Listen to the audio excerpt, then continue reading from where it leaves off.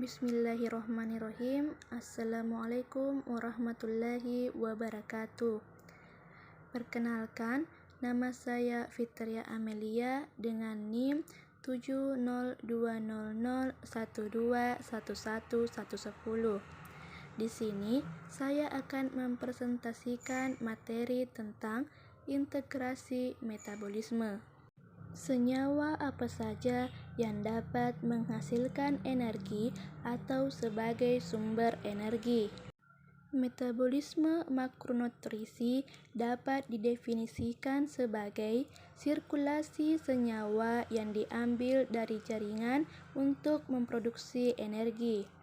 Penghasil energi mayor terbagi menjadi glukosa, asam lemak bebas, trigliserida, keton tubuh, asam amino, laktat, gliserol, dan alkohol.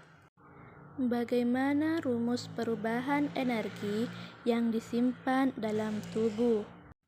Kendala penggunaan sumber energi.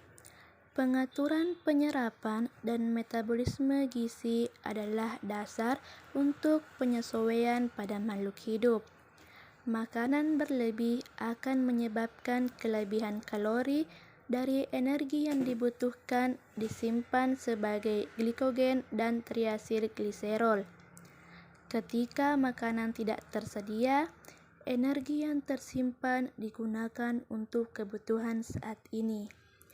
Karena sifat dan jumlah sumber energi yang disediakan oleh asupan tidak identik dengan sumber energi yang dikonsumsi atau disimpan oleh tubuh, maka sintesis, oksidasi, dan penyimpanan dari masing-masing gizi makro individu harus diatur. Adakah hubungan antara metabolisme karbohidrat, lipid, dan protein? Hubungan protein, lemak, karbohidrat. Protein akan mengalami penguraian menjadi asam amino. Tirosin dan fenilanin akan menjadi fumarat dan masuk ke dalam siklus Krebs. Metonin dan valin akan berubah menjadi suksinat dan masuk ke dalam siklus Krebs. Ada juga triptofan berubah menjadi alanin dan membentuk pirofat dan masuk ke dalam siklus Krebs.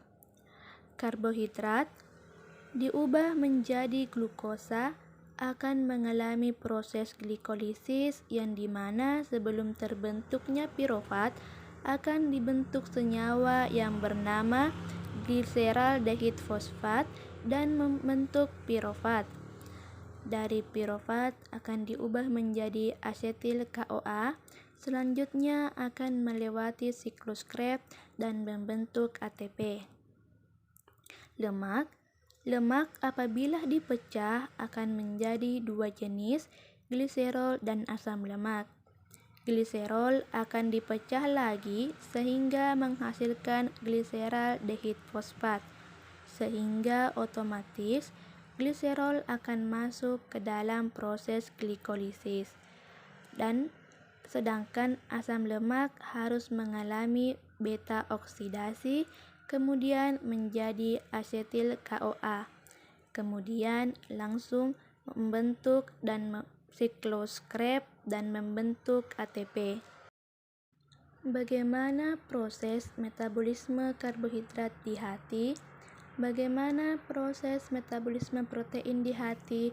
Dan bagaimana proses metabolisme lipid di hati?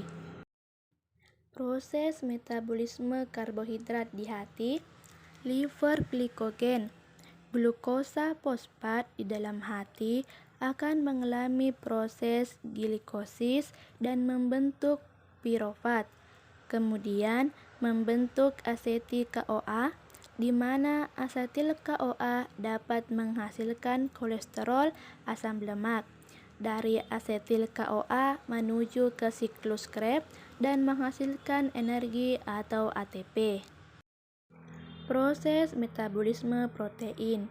Asam amino di dalam hati membentuk pirofat akan menghasilkan glukosa. dari pirofat akan menuju ke asetil KOA dan menghasilkan asam lemak dan lipid. Kemudian masuk ke dalam siklus Krebs. Di dalam siklus Krebs menghasilkan glukosa dan glikogen dan menghasilkan energi atau ATP. Proses metabolisme lipid. Asam lemak di dalam hati mengalami beta oksidasi dan kemudian membentuk asetil KOA, di mana asetil KOA menghasilkan kolesterol dan body keton. Dari asetil KOA menuju ke siklus Krebs dan menghasilkan energi.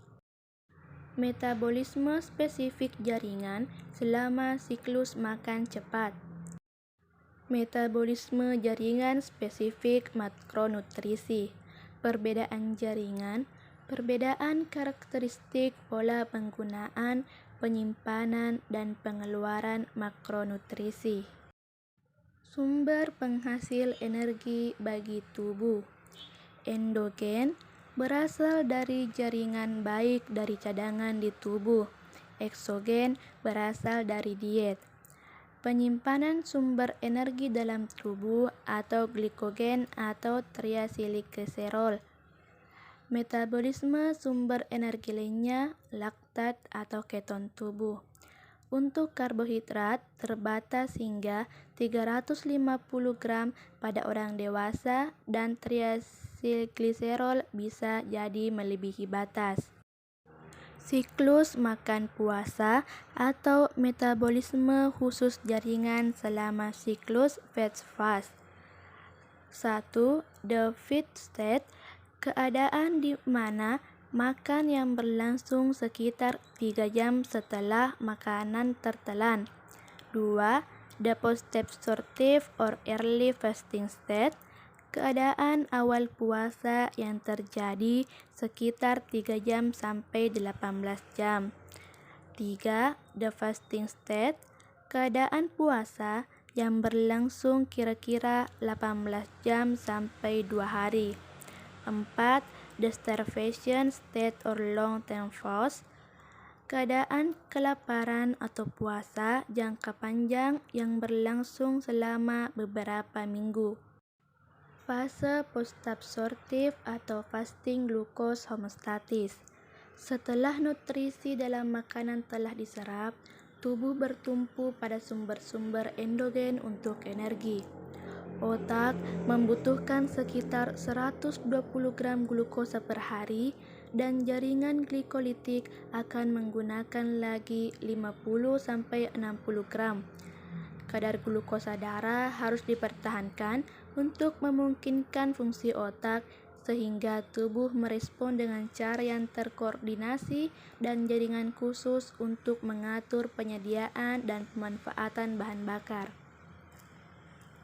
Kadar glukosa darah yang menurun menyebabkan penurunan sekresi insulin dan peningkatan sekresi glukagon untuk merangsang pemecahan glikogen. Sebuah kenaikan simultan katekolamin merangsang lipolisis di jaringan adiposa.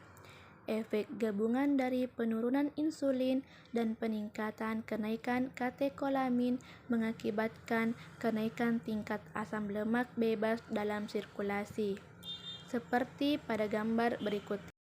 Baik, cukup sekian yang dapat saya sampaikan. Mohon maaf atas segala kekurangan. Assalamualaikum warahmatullahi wabarakatuh.